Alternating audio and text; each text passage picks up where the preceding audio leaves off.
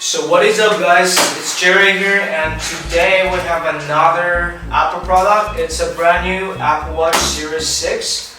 It's a titanium version. I'm a big fan of the metal, and it's in silver with a brand newly introduced Apple Solo Loop band. I think it's made out of silicone.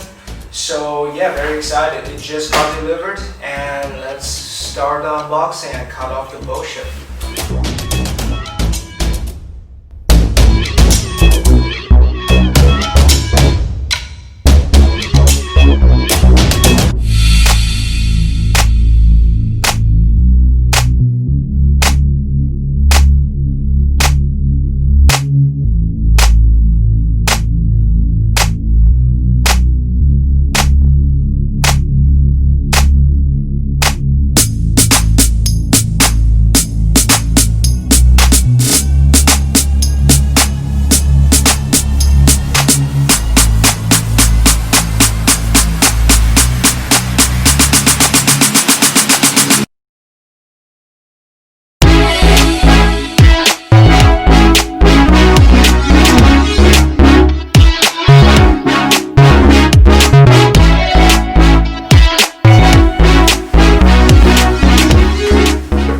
Welcome back guys. I just want to give you guys a debrief of my initial reaction on the brand new Apple Watch Series 6. It is absolutely stunning, especially after I've been using Series 3 for such a long time. Switching to a bigger display, although it's only 2mm diagonal increase, it feels drastic to me, especially the curved edge. It's just more aligned to iPhone and iPad, and just everything feels more uniform. And I absolutely love it, and all those additional features like the canvas where you can see the directions and all those little details, inclination, elevation, it's just a nice touch. Also the new sensor, the blood oxygen, although sometimes if you don't attach your Apple Watch as close to your skin as possible, it will not be able to detect the blood oxygen level, but most of the time it works perfectly as long as you don't make a movement.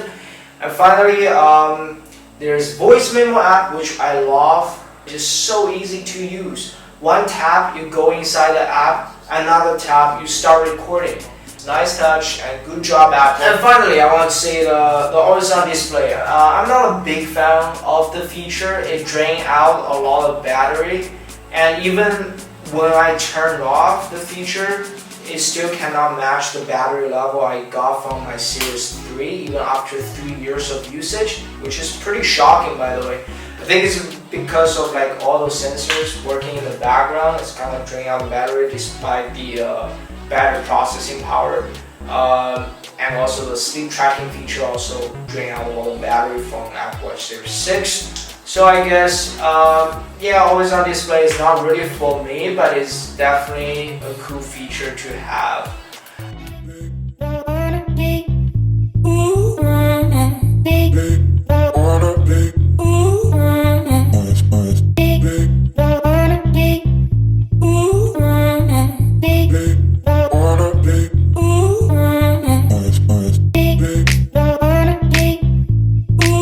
So guys, since the video is called Apple Watch Series 6 Titanium Unboxing, so what are the differences?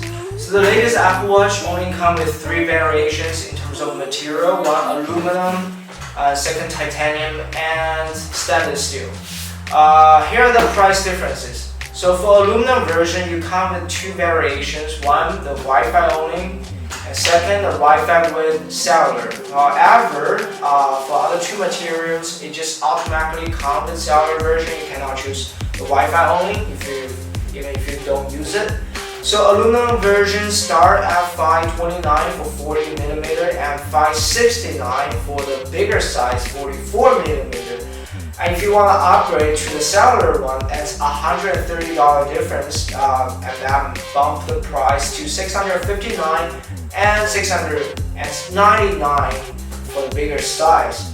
So here are some dirty gritties about Apple marketing that I found. I made a little list about different prices comparison. So here are my results and analysis. If you get a titanium or a stainless steel version, Apple did not tell you that. It actually comes with a 5-volt power brick that worth $25 and the traditional sport band that's $59. In total, that's $84.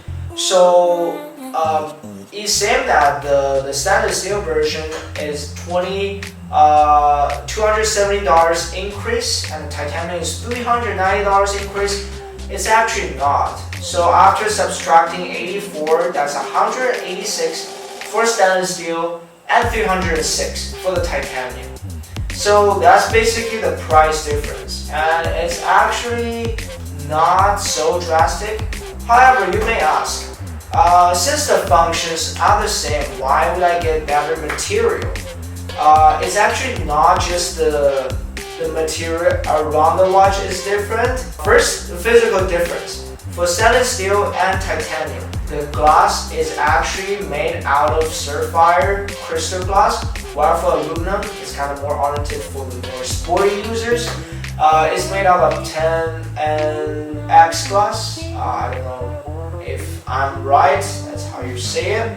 But yeah, basically the sapphire crystal glass is more durable and kind of more intolerant to scratches. It's just a better glass in general, but at the same time heavier. So for the aluminum glass, it's just more lightweight at the same time, kind of more cheaply made. So that's one physical difference. And second, for stainless steel and titanium, you get additional watch faces. That's actually so much classier than just normal watch faces. And yeah, if you want to get an Earthless edition, you can only get the stainless steel, so that's another thing to bear in mind. And yeah, so $186 increase for stainless steel and $300 increase for titanium. That's your call, and that's not very great in Apple marketing. Although titanium is over $1,000, simply doubled the price of the aluminum watch. It's actually not, it's only a $300 increase. And come on, the surface is just so gorgeous, just to look at it. Titanium, it's the metal of this future, the metal of this space, and yeah, it's very lightweight, lighter than titanium, denser, and just overall the property of the metal is just better. And yeah, that's all of my analysis on the Apple Watch Series 6 lineup. Hope you guys enjoyed it, and hope you guys made up your mind which one is best for you. Are you a more sporty user, or you want a better material that can actually compensate the durability throughout the entire Apple Watch lifespan? So yeah, and thanks for watching. It's Jerry here, and consider subscribe to the channel a lot. I spend a lot of time editing and coming up with ideas how to